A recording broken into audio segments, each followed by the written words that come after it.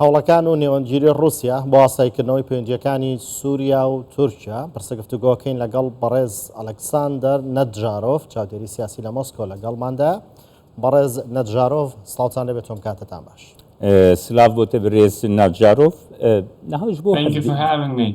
ji bo hevdîtinê mercên Esed hene. Esed dibêje heta û mercê min cîbicî nebin,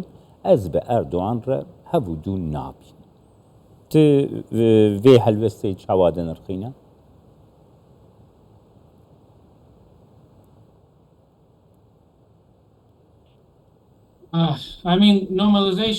ئاسایکردنەوەی پەیوەندیەکان پرۆسەیەکی درێژخایەنە لە نێوان تورکیا و سووریا و تا ئێستاش بەردەوامە، بەردەوامیش دەبێت بۆ ماوەیەکی باش لە ئایندەدا، چونکە زۆر ئاڵۆزە. پێویستیان بەوەیە لەسەر چەندین بابەتی جیاواز ڕێککەون، بە تایبەتی هەبوونی هێزەکانی تورکیا لە باکووری سووریا. هەروەها گرنگترین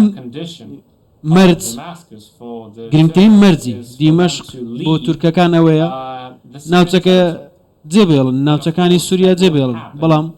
ئەمە پێویستی بەوە دەبێت، بۆ نمونە پێویستی بە لێک تێگەیشتن دەبێت، پێویستە دیمەشقیش سازش لە هەندێک بابەت بکات، بۆ نمونە بابەتی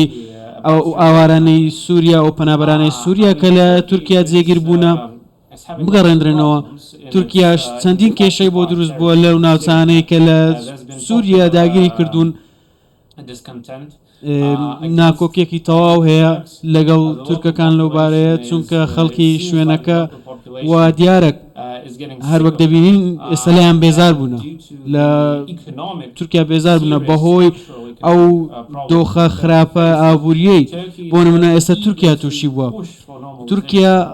زۆر پێویستی بەوەیە یاخود دەیەوێت ئاسایی بکاتەوە لەگەڵ سووریا، پەیوەندیەکان باشتر بکات،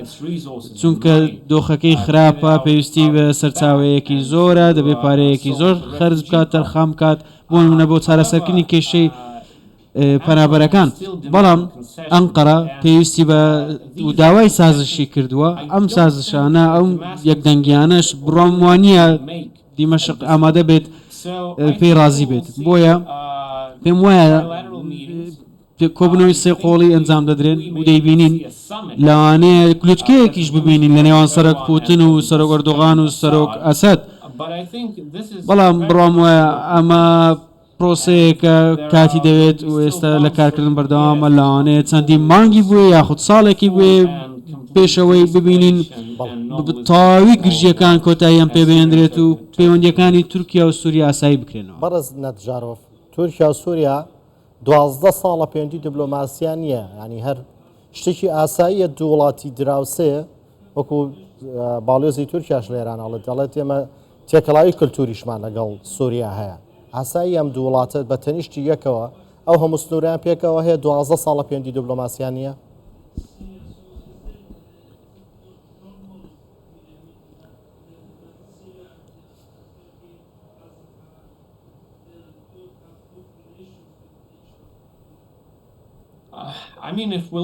ئەگەر سەیری پرۆسەکەی بکەین کە لە ناوچەکە خەریکە بە دەردەکەوێت، ئێستا ئاسایی نییە. 4 ساڵ لەمەوبەر تا ڕادەیەک ئاسایی بوو. زۆرینەی وڵاتانی ڕۆژهەڵاتی ناوەڕاست پەیوەندیان نەبوو لەگەڵ حکوومەتی سووریا، بۆ نمونە سعودیا، ئیمارات. بەڵام ئێستا ساڵێک لەمەوبەر سووریا گەڕایەوە بۆ کۆمکاری عەرەبی. ئێستا ڕاشکاوە کە پرۆسەی ئاسایکردنەوەی پەیوەندیەکان لە نێوان سووریا وڵاتانی عەرەبی دەستی پێکردووە. باڵیۆخانەکان خەریکە دەکرێنەوە، لێدوان دەکرێت لە نێوان وەبەرهێنان، باسی بنیاتنانەوەی سووریا دەکەن. ئێستا ئەو هەو ئاهەنگەی هەیە لە ناوچەکە. ئێستا تورکیا دەیبینێت بیلۆ دەکاتەوە پێویستی بەوەی پەیوەندیەکان ئاسایی بکات، چونکە وڵاتانی ناوچەکە ئەو کارە دەکەن یاخود ئەو کاریان دەست پێ کردووە، پێشتر دەستیان پێ کردووە. بڕام وایە کاتێک تورکیا بۆ نمونە ئەو ئامانجانەی لە تورکیا هەیەی تورکیا هەیەی لە سووریا ئێستا تا ڕادەیەک وەستاوە نەگەیشتوێتە هیچ شوێنێک پێویستی بەوەی ئەو بربەستانە لا ببات پەیوەندیەکان ئاسایی بکاتەوە لەگەڵ دیمەشق بۆیە مەبەستم ئەوەیە پرسیارەکە ئەوەیە چۆن باڵانسی ناوچەکە کۆنتترۆل دەکرێت لە پێداویستیەکانی تورکیا کە پێویستیان بە چیە بۆ نمونە ئەو کێشە ئابوووریانەی بۆیان دروست بووە یاخود لەو کێشانەی لە باکووری سووریا تووشیان بووە برێز ناجارۆفیانی پرسە گەلێک باڵکێش هەیە تورکیا وڵاتێک ئەندامی ناتو دویەم حیساگوت ناتۆدا و ترکیە گەلێکیژی بوێ سەر بلندەگۆ ئەندامی ناتۆیە چما رووسیا ئەفقاز بەرخۆدەدە گۆ پەیوەندی وڵاتێکی ئەندامی ناتۆ لەگەل هەف پەیمانێکی خۆبەکە ئەسەد پێک بینە بەرژەوەندیە رووسیت vەیەکەیدا چییە vێ هەلوەستا رووسیت چاوادە نرخینە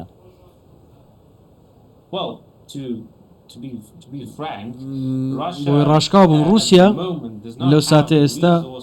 هیچ سەرچاوەیەکی نییە یاهوت توانایەکی نییە هێزێکی زیاتر لە سووریا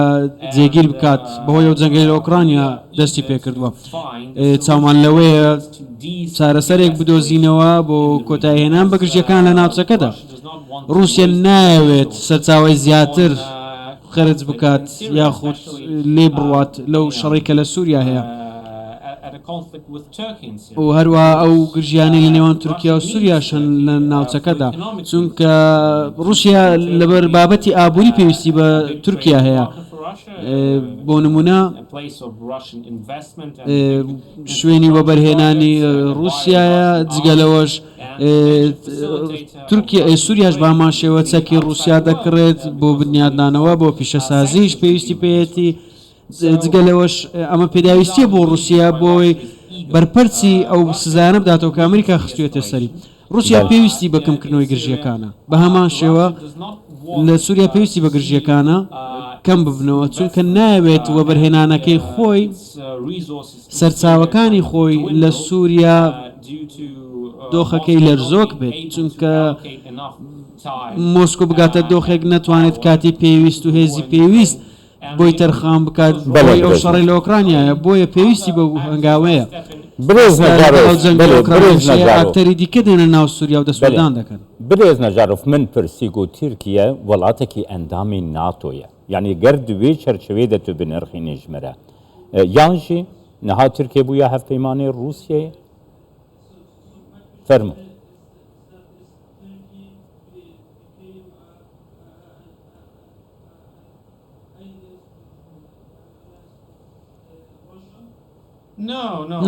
نەخێر هاوپەیمان نین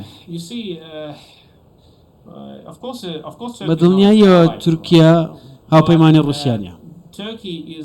بەڵام تورکیا یەکێکە لەو وڵاتانی ناتۆ کە رووسیا دەتوانێت گفتوگۆی لەگەڵ بکات تورکیاش وڵاتێکی گرنگە لە ڕووی ئابووریەوە هاوبەشێکی گرنگە بۆ رووسیا بۆیە رووسیا پێویستی بەو گفتوگویانەیە دەتوانین هەمان شت بڵین لەبارەی هەنگاریاوەش هەنگاریەوە ئەندامی ناتۆیە بەڵام پوتن باس بە شێوەیەکی ئاسایی گفتوگۆ لەگەڵ ڤیکتۆر ئۆربانی سەرۆک وەزیرانی هەنگاریا دەکات ئەمە گرنگە بۆیان دەگەڕێتەوە سەرەوەی چۆن بازرگانی بکەن چۆن گفتوگۆ بکەن لەگەڵ ئێمە بە هەمان شێوەش بۆ ئێمە رووسیا چۆن گفتوگۆ بازرگانیان لەگەڵ بکەین بابەتەکە هاوپەیمانی نییە رووسیا و تورکیا 100% هاوپەیمان نین ئەوان ڕکابەرن بە تایبەتی لە ڕۆژهەڵاتی ناوەڕاست بەڵام پرسیارەکە لەبارەی پێداویستیە و لەبارەی جێبەجێکردن و پراگماتیزمە ئەمە وا دەکات چۆن رووسیا هەوڵ بدات پەیوەندیەکانی تورکیا و سووریا باشتر بکات گرژی نەهێڵێت بەڵێ بەڕێزان ژارۆڤەکو لە سەرەتا قسەکانمانە باسمان کرد کە ئەسەد یاخود با بڵێن دیمەشق مەرجی هەیە بۆ دەستپێکردنی گفتوگۆکان مەرجە سەرەکیەکەشی کشانەوەی هێزەکانی سوپای تورکیا لە خاکی سووریا بۆ تەنیا مەرجەوەیە تورکیا بکشێتەوە خۆ ئێران لەوەیە رووسیا لەوەیە ئەمریکا لەوەیە گروپە چەکدارەکانی عراق لەوێن یاخود ئەوە تا